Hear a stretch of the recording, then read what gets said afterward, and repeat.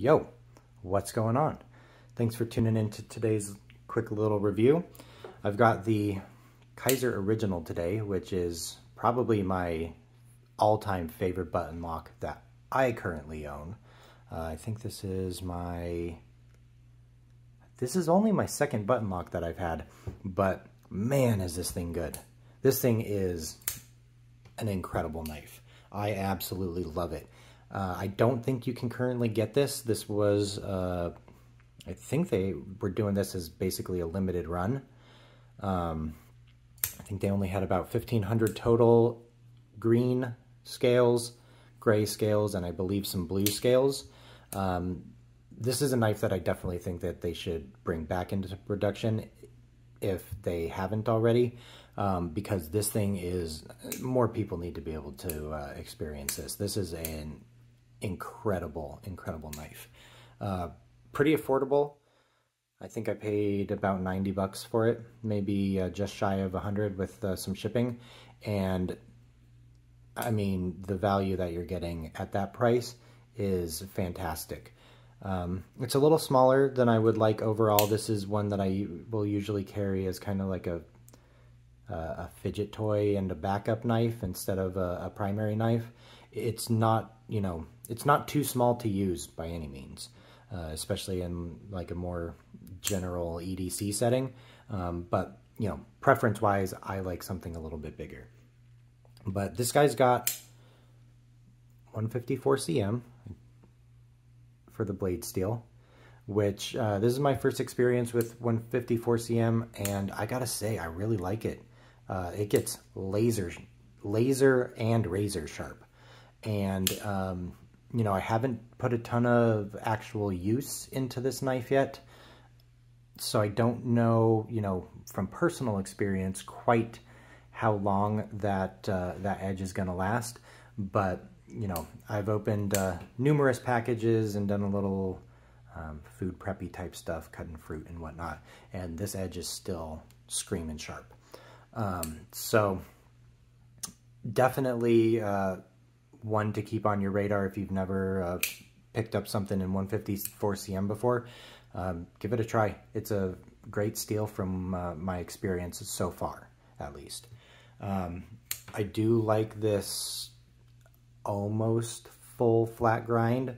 You have just the tiniest bit of flat up on the spine. And this is a nicely shaped drop point blade. It comes down just far enough to make it fairly easy to get some more utility type cuts, but it's not so so deep that it's you know, really messing with durability or anything like that. The tip does come out pretty darn fine, but as you can see, this blade stock stays pretty thick throughout most of the spine there. So while this is a relatively small knife, it feels extremely robust, both with the aluminum scales and that relatively thick blade stock for being a pretty small knife. As you can see, it is a button lock and it is a thumb stud deployment. It's great thumb stud action. The detent on this is a little weak, I believe.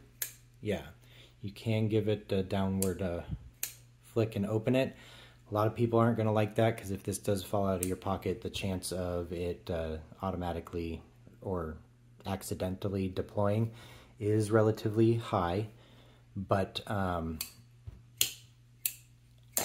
still can't say enough good things about how this knife feels.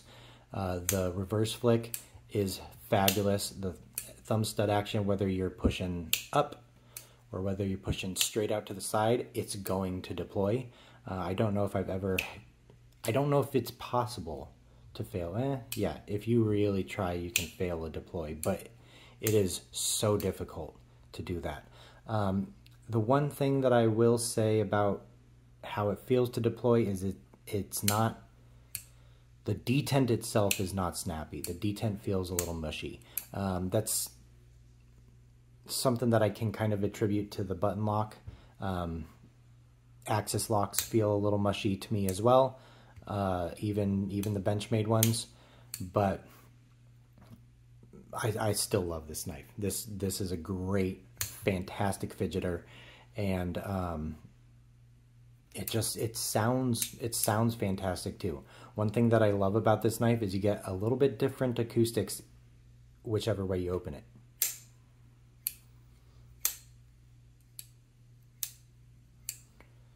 And I think that's just a little bit due to the fact that these scales are aluminum, so they have a slight resonance to them, and depending on how you're holding it for whichever deployment method, it's gonna change how that resonates.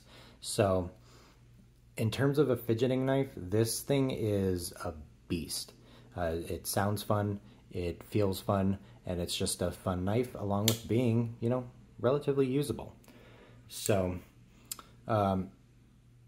not only is it fidgetable, it does feel great in the hand. This finish on the aluminum is velvety. That's the only way that I can really describe it.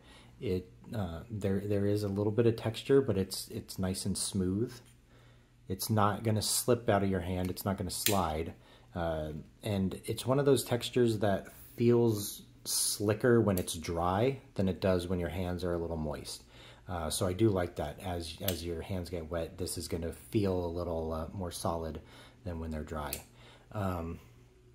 It's not, despite the kind of boxy appearance, it doesn't feel chunky in the hand. There is some nice, there's no major contouring on the scales. You can see they are flat, but there is some really nice rounding and chamfering on the edges, and there's really not too much in the way of hot spots. You feel this pocket clip for sure. This isn't gonna be a knife that I'm gonna be putting through the ringer and, you know, having to use for 8 hours a day. But, you know, it does feel good in the hand. It's a little on the small side for what I like. If you get your finger or your index finger in the little cutout here, you're only getting 3.5 finger grip, at least with my more medium-sized hands, and it does feel a little weird to choke up on this knife. So keep that in mind if this is something that you're looking at.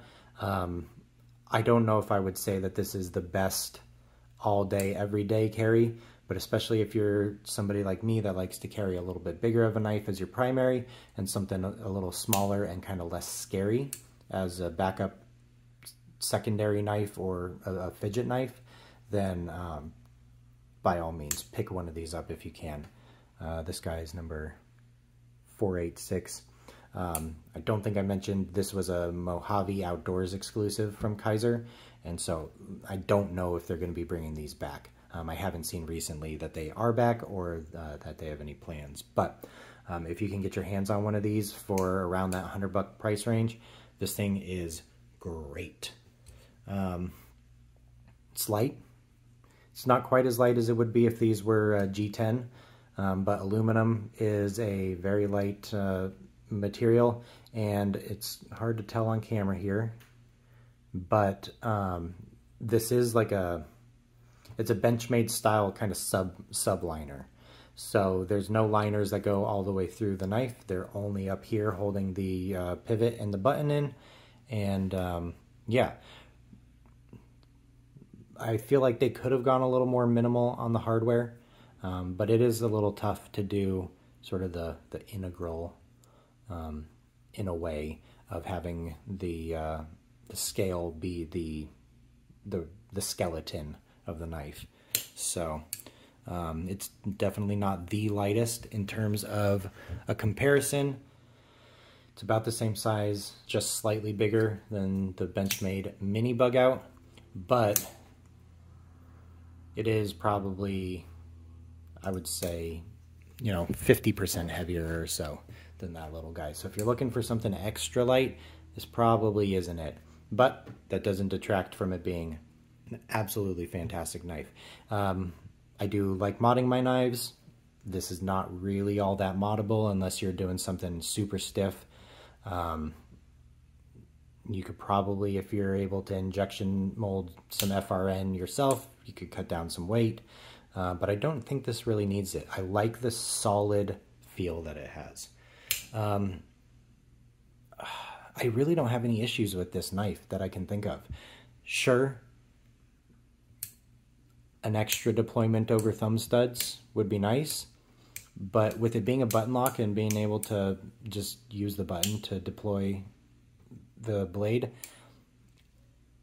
it feels like it's got 3 different deployments. You've got the traditional thumb flick, got the reverse, and you've got your wrist flick. So good fidgetability, great materials, awesome price point unless you're only seeing them for like $150 to $200 on the secondary market, but this is a fantastic one to look at, especially as a nice little fidgeting backup. So check it out. I would highly recommend this knife, and yeah, thanks for tuning in.